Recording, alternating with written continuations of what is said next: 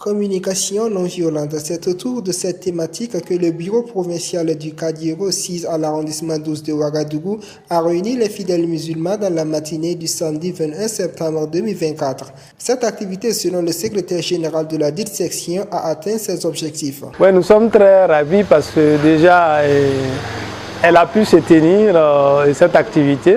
Ça, c'est la première satisfaction par la grâce d'Allah. Ensuite, nous avons eu vraiment de l'affluence. Nous avons voulu un certain nombre de personnes. Nous sommes allés au-delà du nombre. Donc, nous pensons que chacun qui a écouté en fait la communication que l'imam a donnée partirait d'ici avec l'esprit de pouvoir désormais revoir en fait sa communication, autant dans sa famille, autant avec la communauté, j'allais dire. Donc de ce point de vue-là, nous sommes très ravis, nous avons espoir que l'impact sera en fait ce que nous attendions.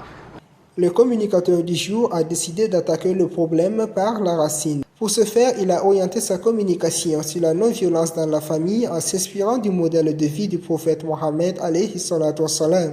Nous avons abordé la thématique à l'aune de la vie du prophète Mohammed alayhi salatu wassalam, conformément d'abord à ce que Allah dit, vous avez en la personne du messager de Dieu un excellent modèle à suivre. Et quand on aborde la vie du prophète sous tous les aspects, on comprend davantage quand Allah dit que nous t'avons envoyé au monde comme miséricorde.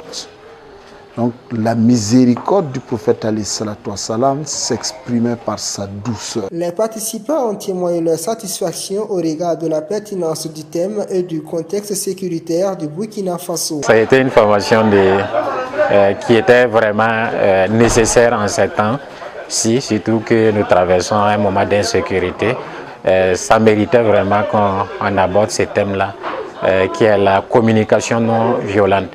Alors, ce que je retiens de cette communication, c'est que nous devons baser notre vie sur le modèle du prophète paix sur lui, qui est toute une école et qui nous a servi vraiment d'exemple par rapport à la communication non violente. Depuis plusieurs années, le Burkina Faso traverse une crise sécuritaire et ce type de communication est nécessaire pour la paix et la cohésion sociale.